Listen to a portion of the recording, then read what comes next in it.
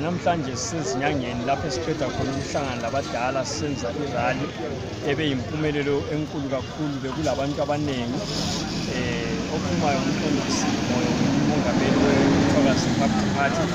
Abadala bayakhala lapha especially okwenzakale izolo eDuhamzondo Primary School ngaphansi kwenkunzini village lapho izolo kade bebhaliswa khona ama-serial number ama-voter registration slip kuthiwa lo ngasoze abhalwe kayikuhola irayisi lebhali.